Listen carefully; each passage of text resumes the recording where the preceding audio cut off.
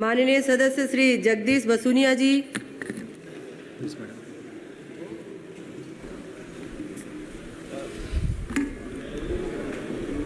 माननीय स्पीकर महोदय,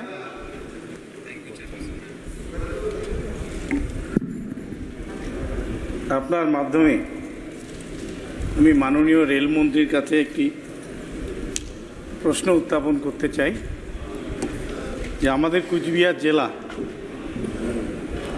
একটা রাজার শহর।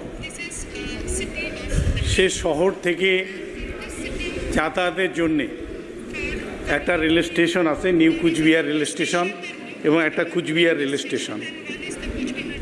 সেই নিউ কুচবিহার রেল স্টেশন থেকে যাওয়ার জন্য যে রেল লাইন, সেই রেল লাইন কুচবিহার থেকে আলিপুর যাওয়ার মূল সড়কের বরাবর সেখানে যায়। লেভেল ক্রসিংয়ে ঘন্টার পর ঘন্টা মানুষকে দাঁড়িয়ে থাকতে হয়। এর জন্য রেল দপ্তর একটা রেলওয়ে ওভারব্রিজের নির্মাণের কাজ শুরু করেছিলেন, কিন্তু সেই কাজ দীর্ঘদিন ধরে বন্ধ হয়ে আছে।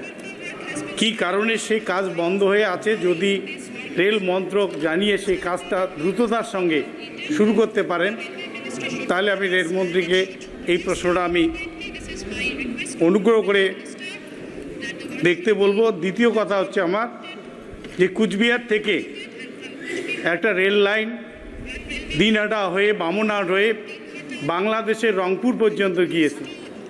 1971 সালে বাংলাদেশ স্বাধীন হওয়ার পর সেই রেল লাইনটা বন্ধ হয়ে গেছে এবং রেল ব্রিজের একটা অংশ ভেঙে পড়ে আছে। যদি মাননীয় রেলমন্ত্রী সে রেলপথ পুনর্নির্মাণ করে বাংলাদেশের রংপুর হয়ে যদি কলকাতা পর্যন্ত সেই রেলকে সম্প্রসারণ করা যায়, তাহলে পূর্ব ভারত থেকে কলকাতা যাওয়া বা দক্ষিণ ভারত পশ্চিম ভারত যাওয়ার যে রাস্তাটা 3 থেকে 400 কিলোমিটার কম হবে। তাই মাননীয় রেলমন্ত্রীর কাছে আমি আবেদন করব, সেই পূর্বের যে রেল লাইন সেটা পুনঃ মেরামত করে বাংলাদেশের মধ্য দিয়ে যাতে কলকাতার শিয়ালদা হয়ে পশ্চিম ভারত বা দক্ষিণ ভারতের বিভিন্ন জায়গায় যাওয়া যায়, সেই জন্য মাননীয় রেলমন্ত্রীর কাছে আমি আবেদন করছি। ধন্যবাদ।